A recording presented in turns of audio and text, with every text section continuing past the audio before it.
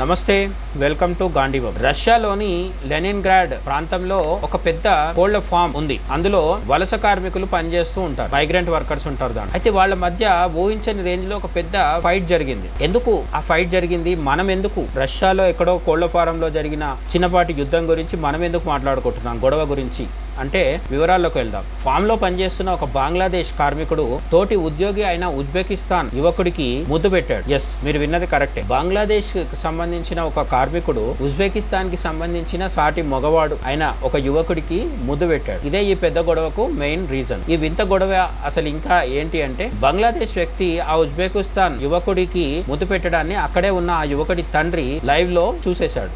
దాంతో ఆయనకు తీవ్రంగా ఆగ్రహం వచ్చింది. ఆయన ప్రశ్నించాడు, నా కొడుకు ముద్దు ఎలా పెడతావంటూ ఆ తండ్రి బంగ్లాదేశ్ వ్యక్తిని నిలదీశాడు. అక్కడితో మాట పెరిగి ఇరు వర్గాల మధ్య గొడవ స్టార్ట్ అయింది. రెండు గ్రూపులుగా విడిపోయారు. ఈ చిన్న గొడవ కాస్త ఆ ఫామ్ లో పనిచేసే బంగ్లాదేశ్ గ్రూప్ కి ఉజ్బెకిస్తాన్ గ్రూప్ కి మధ్య పెద్ద గ్యాంగ్ వార్ లాగా మారిపోయింది. రెండు దేశాలకు చెందిన దాదాపు 60 మంది వలస కార్మికులు ఈ గొడవలోకి దిగారు. వీరంతా రూముల్లో దొరికిన వస్తువులను, దొరికిన ఆయుధాలను పట్టుకొని ఒకరినొకరు కొట్టుకున్నారు. మొత్తానికి ఒక బంగ్లాదేశ్ వాడు ఉజ్బెకిస్తాన్ యువకుడికి ముద్దు పెట్టడం, దాన్ని ఆ ఉజ్బెకిస్తాన్ యువకుడి తండ్రి చూసేయడంతో 60 మంది పిచ్చి పిచ్చిగా కొట్టుకునే స్థితికి రావడం జరిగింది. 20 మందికి గాయాలయ్యాయి. ఈ దారుణమైన గొడవలో దాదాపు 20 మంది కార్మికులు తీవ్రంగా గాయపడ్డారు. రూమ్లన్నీ రక్తసిక్తంగా మారిపోయాయని మనకు ఏషియానెట్ న్యూస్ లాంటి సంస్థలు రిపోర్ట్ చేస్తాయి. అయితే 60 మంది కొట్టుకున్నారు, 20 మందికి గాయాలయ్యాయి. విషాదం ఏంటంటే 7 పరిస్థితి సీరియస్ గా ఉందట. గాయపడిన వారిలో 7 పరిస్థితి చాలా విషమంగా, క్రిటికల్ గా ఉందని వారిని వెంటనే లోకల్ హాస్పిటల్ కి తరలించి ట్రీట్మెంట్ అందిస్తున్నామని రష్యన్ మీడియా రిపోర్ట్ చేసింది. పోలీసుల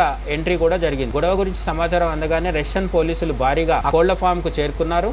అప్పటికే అక్కడి పరిస్థితి చేదాటిపోవడంతో పోలీసులు రంగంలోకి దిగి గొడవను కంట్రోల్ చేశారు. ఒక పని చేసే చోట జరిగిన ఒక చిన్న ఇన్సిడెంట్ రెండు దేశాల గ్రూపుల మధ్య ఇంత పెద్ద హింసాత్మక గొడవకు అంతమంది హాస్పిటల్ పాలు కావడానికి దారితీయడం స్థానికంగా పెద్ద సంచలనంగా మారింది. కోళ్ల ఫారం లో పనిచేస్తూ తామే తెలివి తక్కువ కోళ్లలాగా మారిపోయి కొట్టుకున్నారు. మనకు అందుతున్న సమాచారం ప్రకారం అయితే ఇందులో ఉజ్బెకిస్తాన్ గ్రూప్ తప్పు కంటే కూడా బంగ్లాదేశ్ వాళ్ళ తప్పే ఎక్కువగా కనిపిస్తుంది. ఈ బంగ్లాదేశ్ యువకుడు నార్మల్ పర్సనా, గేనా మనకు ఐడియా లేదు, కానీ వీడెళ్ళి ముద్దు పెట్టుకోవడం అనేది అది బహిరంగంగా చాలా వింతగా, విచిత్రంగా, అలాగే అసహజంగా అనిపిస్తూ ఉంటుంది. కానీ ఇటు పాకిస్తాన్ అటు బంగ్లాదేశ్ వాళ్ళ సంగతి మనకు తెలిసిందే కాబట్టి వీళ్ళు ఎక్కడున్నా సరే రచ్చ చేయడం అనేది వాళ్ళ సహజ స్వభావంగా మారిపోయింది. దేశంలో పాకిస్తాన్ బంగ్లాదేశ్ లో ఉంటేనే గొడవలు చేస్తూ ఉంటారు, రకరకాల పిచ్చివేషాలు వేస్తుంటారు. అటువంటిది దేశం కాని దేశంలో రష్యాలో ఉంటూ ఉజ్బెకిస్తాన్ వాళ్ళతో కలిసి పని చేస్తున్నప్పుడు మన వాడికి ఏ దురదలేసిందో గానీ బంగ్లాదేశ్ వాడు కొంత అన్యాచురల్ గా ప్రవర్తించడం జరిగింది. అది కాస్త ముద్దులు మురిపాలు కాస్త గుద్దుకోవడాలు, తలలు పగలు కొట్టుకోవడాలు,